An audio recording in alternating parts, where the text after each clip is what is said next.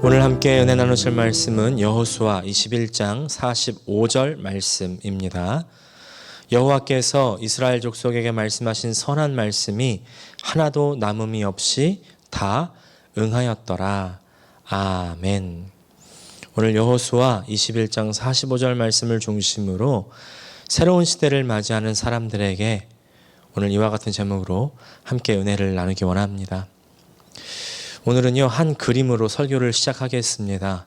이 그림을 한번 보십시오. 한 사람이 사막을 헤매고 있습니다. 그런데 사인이 두 가지가 있죠. 왼쪽 사인은 water, 그리고 밑에는 왼쪽으로 9km. 또 오른쪽 사인은요, H2O, 그리고 오른쪽으로 50m라고 써 있습니다. 워터는 물이죠. 근데 H2O는 뭘까요? H2O도 물입니다. 물의 이제 화학식 그 명인데 둘 다 물인데, 그렇다면 오른쪽과 왼쪽 둘 중에 더 가까운 곳인 오른쪽으로 이제 이 사람이 가야 될 텐데, 그런데 이 사막을 헤매는 이 사람은요, 왼쪽으로 지금 허겁지겁 가는 모양입니다. 왜 그렇습니까? 아마도 이 사람은요, H2O가 물이라는 것을 모르기 때문이 아니었을까요?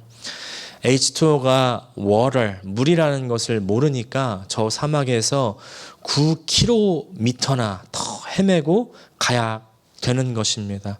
그래서 이 그림 밑에 써 있는 이 글귀가 참 인상적입니다. Knowledge is power. 아는 것이 힘이다. The more you learn, 더 많이 배울수록 the better you will be able to make decisions about the direction of your life.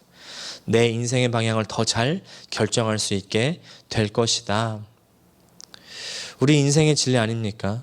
우리가 지금 알고 있는 것을 그때도 알고 있었다면 내가 그때 그런 실수를 하지 않을 수 있었을 텐데, 혹은요, 내가 시간을 낭비하지 않을 수 있었을 텐데, 내가 좀 더 나은 사람이 될 수 있었을 텐데, 내가 더 발전할 수 있었을 텐데, 이런 생각들 할 때 많이 있지 않습니까?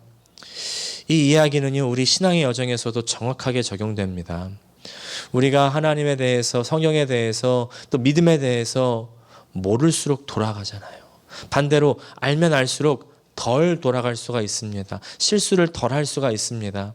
그래서 하나님께서 우리에게 이미 성경을 주시고 또 믿음의 선배들을 주셔서 하나님의 진리를 배우게 하시고, 그리고 믿음의 선배들의 간증을 듣게 하셔서 우리가 신앙생활 할 때 실수를 하지 않을 수 있게, 실수를 혹시 한다 하더라도 좀 덜 할 수 있게 이미 배려를 해 주셨습니다. 근데 문제는 뭡니까? 첫 번째는 우리가 배우려고 하지 않는 게 첫 번째 문제고, 두 번째는 배우고 또 들어도 우리의 고집을 꺾지 않는다는 게 두 번째 문제 아닙니까? 내가 살아왔던 방식, 내가 배워왔던 방식, 내가 옳다고 여겼던 그 방식을 전혀 놓지 않고 있습니다. 사실 우리가요, 신앙생활을 한다는 의미는 이제는 예전과 다른 완전히 새로운 생활을 한다는 그런 의미입니다. 완전히 다른 삶을 선택했다는 의미입니다. 그래서 새로운 방식을 배우고 새로운 체계를 배우고 새로운 생각을 받아들이는 것인데, 이게 참 쉽지가 않죠. 이걸 이제 신앙적인 용어, 기독교적인 용어로 말하면 새 마음과 새 옷을 입는 것입니다. 새로운 존재로, 하나님의 자녀로 거듭나는 것이죠. 근데 신앙생활을 시작한 사람들이, 신앙생활을요, 시작한 지 얼마 안 됐든 혹은 오래됐든 상관없이요, 둘 다 이게 참 쉽지가 않습니다. 새로 갈아입기가 힘들고요, 귀찮고요, 심지어 싫습니다. 왜냐하면 이것은 내가 편안하게 하지 못하는 것이기 때문에 그렇죠. 우리 배워야 됩니다. 알아야 됩니다. 그리고 배우고 알았다면 사도 바울처럼 나의 몸을 쳐서 복종시키듯이 우리 삶 가운데 하나님의 진리를 적용해야죠. 어떤 믿음의 선배가 이렇게 말씀하시는 것을 들은 적이 있습니다. 믿음은요, 자기 확신이 아니라는 것입니다. 믿음은 동의가 아니라는 것입니다. 내가 아무리 맞다고 손뼉을 치고 정말 맞다고 확신을 한다 할지라도 그것은 하나님께서 보시는 믿음은 아니라는 겁니다. 그럼 믿음은 뭡니까? 순종입니다. 복종입니다. 행함입니다. 그런 의미에서 오늘부터 우리가 함께 나눌 이 여호수아서는 정말 중요합니다. 오늘은요, 여호수아의 개관을 살펴볼 것입니다. 여호수아가 어떤 책이고 중심 내용은 무엇인가를 전체적으로 한번 살펴보고요. 이 여호수아를 읽는 것이 지금을 사는 우리에게 왜 중요한지 살펴보면서 은혜를 나누기 원합니다. 첫 번째, 여호수아라는 이름의 뜻을 좀 살펴보기를 원하는데, 여호수아라는 책은요, 이 모세의 후계자인 여호수아가 이스라엘 백성을 인솔하고 요단강을 건너가서 하나님께서 약속하신 그 약속의 땅 가나안을 정복하고, 그리고 하나님께서 주신 영토를 각 지파 백성들에게 분배하는 내용을 적은 책입니다. 먼저 이 여호수아라는 인물의 이름이 참 낯익죠. 많이 듣기도 했고 실제로 우리 주변 사람들의 이름으로 많이 쓰이는 이름입니다. 자슈아, 자시 다 여호수아 이름이죠. 그렇다면 여호수아라는 이름의 뜻이 뭡니까? 이 이름의 뜻은요, 신이 구원한다는 겁니다. 하나님께서 구원하신다. 여호와께서 구원하신다. 너무 좋은 이름이잖아요. 너무 좋은 이름. 이렇게 이름이 좋으면요, 이 좋은 이름은 또 사람들이 많이 씁니다. 제 딸 이름도 연아인데 김연아. 김연아 하면 딱 한 명 떠오르시죠? 네, 퀸 연아. 빙상의 여제, 이 퀸 연아 이름으로부터 따왔거든요. 금메달 따라고. 이제 제가 2022년에 한국의 남자 이름 1등을 찾아보니까 이준이더라고요. 이준. 이준이 멋있는 것 같아요. 또 여자 이름 1등은요, 서아래요. 서아. 이름이 참 고급진 것 같은데요.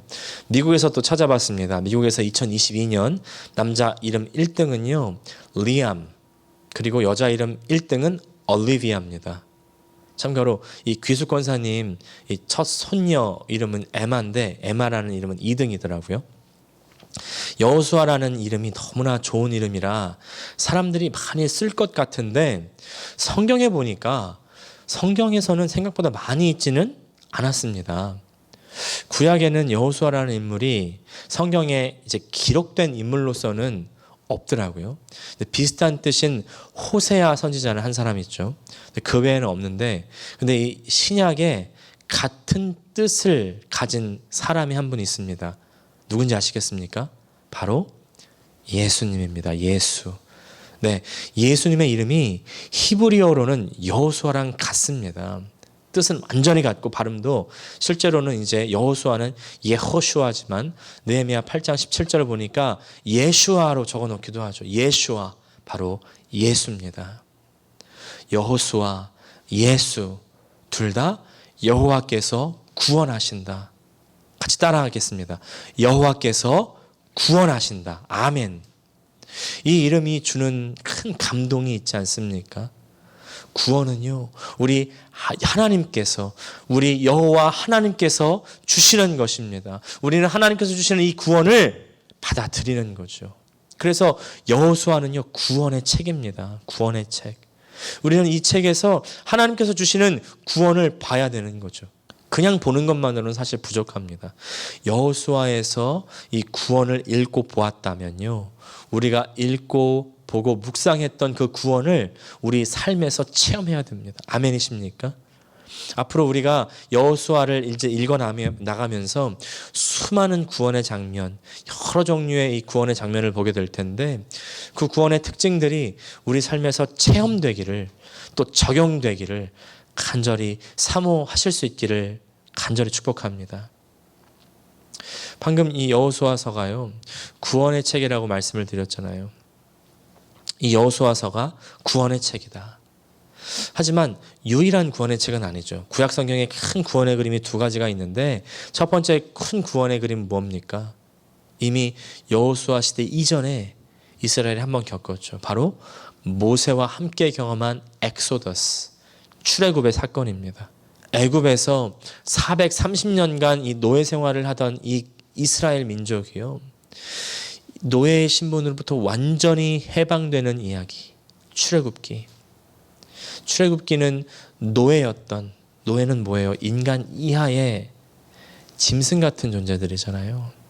이 인간 이하의 존재들이 하나님께 선택을 받아서 하나님의 백성, 하나님의 사람들로 만드는 이야기죠.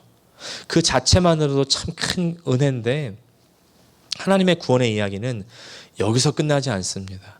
여호수아서까지 있어야 이 출애굽기에서 시작한 하나님의 구원의 역사가 완성되는 것이죠. 여호수아에 무슨 이야기가 있길래 그러는 것일까요? 먼저 여호수아에는요, 정복의 이야기가 있습니다. 정복. 여호수아 1장부터 12장까지는 이 절반이 바로 가나안 땅 정복의 이야기입니다. 출애굽기는 자유의 이야기죠. 하지만 자유를 얻어도 자유롭게 된 이 사람들이 살 수 있는 땅이 없으면 자유도 아무 소용없는 것 아니겠습니까? 살 수 있는 땅이 있어야 자유도 그 의미가 있는 것이죠. 여호수아는 그 자유를 자유답게 만드는 땅을 소유하는 이야기, 정복하는 이야기. 그래서 내 나라를 만드는 그런 이야기입니다. 정복한다, 이런 이 말에는 여러 가지 의미가 있는데, 정복이라는 것은요, 다른 사람의 소유에 있었던 것을 내 소유로 갖고 온다는 거죠. 남의 것을 뺏는 겁니다. 뺏으려면 어쩔 수 없이 싸움이 붙죠. 전쟁이 일어나게 됩니다. 죽고 죽이는 역사가 생겨나는 것입니다. 이 대목에서 하나님에 대해서 의문점을 가지는 분들이 상당히 많이 있습니다. 이런 의문점들을 얘기하죠. 아니, 하나님이 사랑의 하나님이라는데 왜 하나님이 전쟁을 일으킵니까? 왜 하나님이 타민족들을 죽입니까? 왜 굳이 그 죄 없는 가난한 사람들, 자기네 땅에서 잘 살고 있는 그 사람들을 찾아가서 전쟁을 일으키고 죽이고 심지어 그 짐승들까지도 멸절을 시킵니까? 그래서 어떤 미국 잡지는요, 이 구약 성경에서 하나님이 죽인 사람의 숫자와 사탄이 죽인 사람의 숫자를 직접 세가지고 비교를 해놓습니다. 와이어드라는 잡지인데 2007년 4월 5일 아티클입니다. 제목이요, Old Testament Murder Count, God vs. Satan. 구약의 살인 숫자, 하나님 대 사탄. 지금 이 그림 보시면 구약 성경에서 하나님이 죽인 사람의 숫자는 몇 명이래요? 203만 8,344명입니다. 그에 반해서 사탄이 죽인 사람의 숫자는 10명에 불과하다는 겁니다. 이런 그림을 보여주면서 하나님에 대한 이미지를 완전히 왜곡시켜 놓고 있죠. 이 그림 보니까 갑자기 좀 이상한 생각이 없다가도 들게 되시는 분들이 있을지도 모르겠는데, 근데 이런 생각이야말로 정말 왜곡입니다. 의심의 씨앗을 심어 놓는 거죠. 하나님께서는 우리를 사랑하십니다. 아멘이십니까? 우리가 이 진리의 기둥에서 흔들리시면 안 돼요. 그렇다면 도대체 이 그림은 뭡니까? 그건 우리가요, 하나님의 속성과 하나님의 계획을 알아야 이해할 수가 있는 거예요. 우리의 눈에서는요, 사람이 살고 죽는 게 중요하게 생각이 됩니다. 우리가 가장 중요한 건 죽고 사는 것이기 때문이겠죠. 사실 더 중요한 것이 있습니다.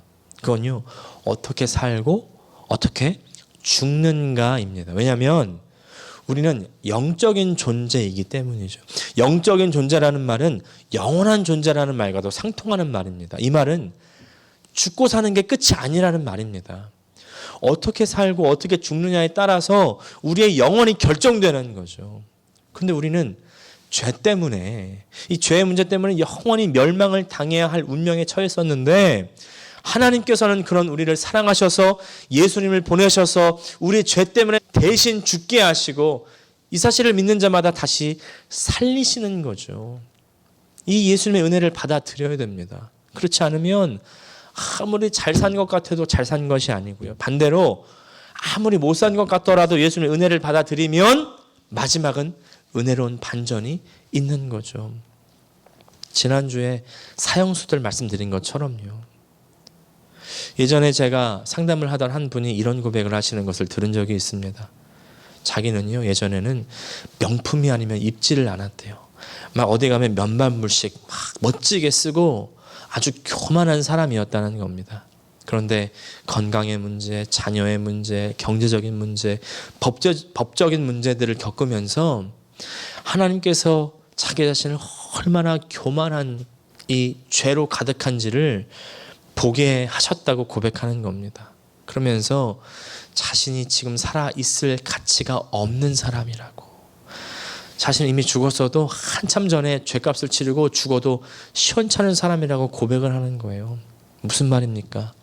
하나님의 은혜가 임하니까 자기 자신의 모습이 보이는 겁니다. 어떤 모습이에요? 가치 없는 모습, 죽어도 마땅한 모습. 우리는 이 모습이 보여야 됩니다. 이 모습이 보이면 회개가 일어나는 거예요. 이 모습이 보이면 하나님을 찾게 되는 것입니다.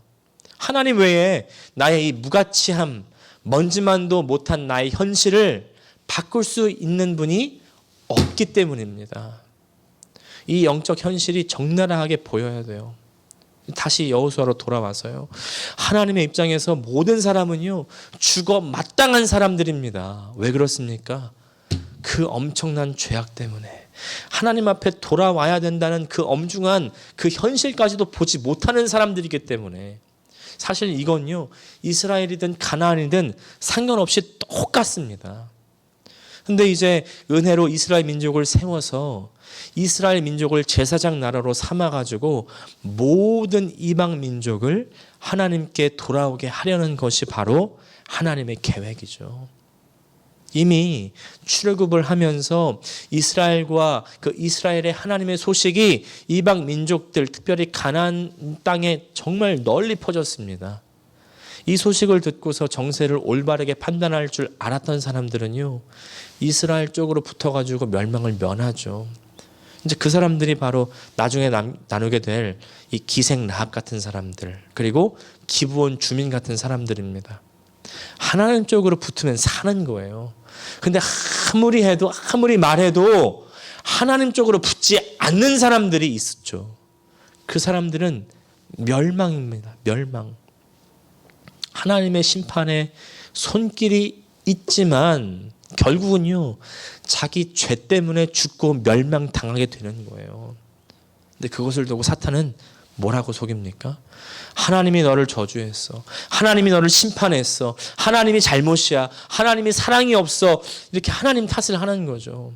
우리 안에 혹시 하나님에 대한 이런 오해가 있다면 바로 돌이키시기를 바랍니다. 하나님은요, 우리를 시험하는 분이 아니라 우리를 사랑하시고 우리를 살리시기를 원하시는 분입니다. 아멘이십니까? 그래서 이 가나안을 정복한다는 의미는요, 가나안의 하나님의 의로운 다스림을 회복시키는 거예요. 하나님의 질서를 바로 세우는 것입니다. 그게 바로 정복의 의미죠. 당시의 가나안 나라들은요, 이방 신을 섬기잖아요. 이방 신은 보통 성적 타락하고 깊게 연관되어 있습니다. 가나안의 그 풍요를 기원하는 제사에 관한 기록을 보면 그 제사 혹은 의식에 참여하는 모든 사람들은 나체로 참석을 하고요. 나중에는 여신관과 성적인 관계를 가지면서 끝이 나는 겁니다. 그때까지는 막 사람들이 술을 마시고 난리를 내는 거죠. 또 그런가 하면 인신 제사를 하는 그런 이방신도 있었고, 그렇게 사람을 바치는 것이죠. 그렇게 어지럽고 문란한 문화들이 가득했던 땅이 바로 가나안 땅이라는 겁니다. 그 나라들과 거기 참여한 모든 사람들을 학살한다고 했을 때, 그때는요, 그런 그 생활 습관, 관습으로부터 완전히 구별되겠다는 겁니다. 완전히 떠나겠다는 겁니다. 확고한 의지를 천명하는 것이죠. 무엇으로도 내가 이 사람들의 그 문화를 받아들이지 않겠다, 타협하지 않겠다, 그런 의지를 보여주는 것이죠. 이스라엘 스스로에게도 경고가 되었겠죠. 아, 저기 참여하면 저렇게 죽는 거구나. 이것을 또 어떻게 적용해 볼 수 있을까요? 우리 자신에게 적용해 볼 수 있습니다. 우리 예수님의 십자가의 그 죽음과 부활을 동의하고 받아들인 사람들은요, 다 구원을 얻었다고 믿죠. 그런데 이렇게 믿은 사람들, 이렇게 믿은 우리들의 삶이요, 아직 하나님의 진리에 정복당하지 않은 부분들이 있습니다. 쉽게 말하면 내 영은 구원받았는데 나의 생각과 감정과 내 의지는 예전 그대로예요. 내 행동과 내 말은 아직 예전 습관 그대로입니다. 이 부분들이 하나님의 손길 아래 정복당해야 되죠. 예전 습관, 세상적인 방식, 오늘 맥락에서 조금 세게 말하면 학살되어야 됩니다. 멸절되어야 됩니다. 그런 생각들은 완전히 멸망당해야 되는 거죠. 그럴 때 우리들이 구별됩니다. 여호수아서에서 여리고를 정복하면 아이성이 나오죠. 아이성을 지나면 기브온이 나오고 기브온을 지났더니 아모리 족속이 나오고 그 위에도 또 계속 아말렉이 나오고 끝없이 계속 가나안 족속들이 나오는 겁니다. 정복한 것 같은데 또 있어요. 또 정복한 것 같은데 또 있습니다. 그런 가나안을 보면요, 계속해서 우리 속에 정복당해야 되는 우리의 영적인 현실, 실체, 우리 신앙의 모습들을 떠올리게 되는 거 아니겠습니까? 이런 육신적인 모습이 지나간 줄 알았는데 또 다른 실패와 고비들이 나옵니다. 내가 내 안에 있는 음란한 모습들을 내가 이제 이기고 나가는 것 같았는데 또 게으른 모습들이 있어요. 또 게으른 모습들을 이기고 나왔는데 혈기가 기다리고 있습니다. 혈기가 지나가고 나왔더니 또 문제들이 기다리고 있어요. 고비가 계속 나오는 겁니다. 계속 나와요. 언제까지 나올까요? 완전한 하나님의 나라가 완성될 때까지 나오는 것입니다. 완전한 하나님의 다스림을 만날 때까지. 그래서 가나안을 정복하는 것이 중요한 거죠. 이제 그 여호수아의 절반이 정복에 대한 이야기라면 나머지 절반, 여호수아 13장부터 24장까지의 내용은 정착에 대한 겁니다. 정착. 땅을 정복했으면 이제 정복한 땅에 누가 어디에 살지를 분배하고 정해야 되죠. 완전히 구분되고 구별된 땅에서 하나님의 백성으로서 하나님의 법대로 사는 겁니다. 순종이죠, 순종. 정말 믿음의 삶은요, 다시 한번 말씀드리지만 내가 얼마나 확신하느냐로 판단되지 않습니다. 얼마나 하나님 말씀에 잘 순종하느냐로 결정되죠. 아마 각 지파들마다 어디서 살고 싶은지 또 어디에 정착하고 싶은지 이런 생각들이 많았을 거예요. 그래서 먼저 나는 여기 살겠습니다 이렇게 정한 사람도 있고, 또 갈렙 같은 사람들은 나는 이곳을 정복하겠습니다, 더 좋은 곳을 도전해서 얻어낸 사람들도 있었죠. 근데 이렇게 했든 저렇게 했든 또 하나님이 그냥 정해준 것을 기다렸든 그렇게 정해진 이후에는 그대로 하나님께서 정해주신 대로 그곳에 두신 대로 정착해서 살아갑니다. 아마 어떤 지파들은 이 땅은 안 받는 게 좋은데, 저기가 더 좋아 보이는데, 저기 베냐민 지파 땅이 좀 좋아 보이는데, 저기 스불론 지파 땅이 좀 좋아 보이는데, 원래 남의 떡이 좀 커 보이잖아요. 그런데 그런 생각이 있었을지라도 주어진 곳에서 그 상황과 환경에서 그 땅에서 열심히 살아갑니다. 순종이에요. 사귀는 전도, 나누는 전도라는 책에 한 에피소드가 나옵니다. 레이튼 포드 목사님이 쓰신 책인데, 이 목사님이 이제 전도하러 아프리카를 다니는 동안에 이 서부 아프리카에 있는 이 다카라는 지역의 그 공항에서 겪었던 일이에요. 비행기에 기름을 넣기 위해서 이제 잠시 기다리는데 한 프랑스 출신 선교사를 만나게 되는 겁니다. 그래서 이제 포드 목사님과 그 일행이 교제를 나누게 되었습니다. 이 프랑스 선교사님이 지금 자신이 무슬림 지역에서 10년 동안을 일하고 있다고 자신을 소개합니다. 그때 포드 목사님 일행 중에 한 사람이 이 프랑스 선교사님에게 이렇게 물었습니다. 그동안 얼마나 많은 사람들이 예수님께 돌아왔습니까? 10년을 사역했으니까요. 얼마나 많이 돌아왔을까요? 막 기대를 가지고 귀를 기울이는데 선교사님이 대답하는 거예요. 2명입니다. 10년을 사역했는데 겨우 2명이라고요? 당장 이렇게 생각이 들지 않겠습니까? 또다시 일행 중 한 사람이 불쑥 이렇게 질문을 합니다. 그러면 대체 뭐 때문에 여기 계세요? 근데 이때 이 프랑스 선교사님이 매우 놀라하면서 이렇게 대답을 하는 겁니다. 여기 왜 있냐고요? 왜냐하면 예수 그리스도께서 나를 이곳에 두셨기 때문입니다. 그 때문에 제가 이곳에 있습니다. 이게 순종이죠. 내게 이익이 없는 것 같이 보이지만 하나님의 말씀이 있다면, 명령이 있다면 그 말씀대로 가는 것이 순종이고요. 또 아니라면 거기 있는 것이 순종입니다. 하지만 나에게 이익이 없다고 해도 이 순종은 허무한 것이 절대 아니죠. 왜냐하면 이 순종이 하나님의 뜻 안에 있는 것이라면 하나님의 뜻이 이루어지는 것이기 때문입니다. 하나님의 뜻만 이루어질 수 있다면, 하나님의 뜻이 우리 인생을 통해서 이루어질 수 있다면 우리 인생은 성공입니다. 믿으십니까? 하나님께서 구원하신 하나님의 백성들이 이 세상을 정복하고 또 우리 이 세상적인 사고방식을 정복하고 하나님 말씀대로 순종할 때 온전한 하나님의 백성이 만들어지는 것이죠.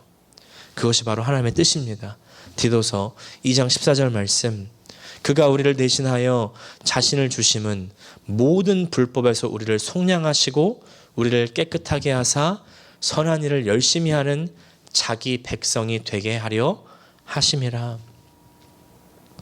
그리고 이게 바로 아브라함과 이삭과 야곱에게 약속하셨던 내용입니다. 여호수아를 거치면서 이스라엘을 하나님의 나라로 만들어 가시는 거예요. 완전히 자기 약속을 이루어 가시는 것입니다. 오늘 말씀 45절 말씀, 여호와께서 이스라엘 족속에게 말씀하신 선한 말씀이 하나도 남음이 없이 다 응하였더라. 우리 앞에 펼쳐지는 이 역사요, 이전에 듣지도 보지도 못했던 일들이 가득하지 않습니까? 앞으로 더 많은 어려움들이 닥칠 겁니다. 사실 두려워요. 마음이 어렵습니다. 어떻게 해야 될지 알지 못할 때가 많이 있습니다. 그런 이스라엘에게 여호수아서가 주어지는 것입니다. 우리에게 이 여호수아가 큰 전환을 일으키는 계기가 되기 원합니다. 새로운 시대를 맞이하는 우리들에게 약속을 이루시는 하나님께서 은혜를 주시기를 원합니다. 이 시대에 하나님의 나라가 하나님 백성이 되는 우리가 되시기를 간절히 축복합니다. 기도하겠습니다. 하나님 우리 아버지, 이제 여호수아를 통하여 우리에게 말씀하실 때에 이 한 치 앞도 알 수 없는 미래를 향해 나아가는, 아니 이 현실을 사는 우리들에게 주님 여호수아에게 주셨던, 그리고 그 이스라엘 백성들에게 주셨던 은혜를 주시옵소서. 하나님의 은혜가 없이는 한 치 앞도 나아갈 수 없습니다. 주님, 우리에게 용기를 주시고 우리에게 능력을 주시고, 하나님 우리에게 참 믿음으로 하나님의 약속 가운데 걸어가는 모든 주의 백성 다 되게 하여 주시옵소서. 예수님의 이름으로 기도합니다. 아멘.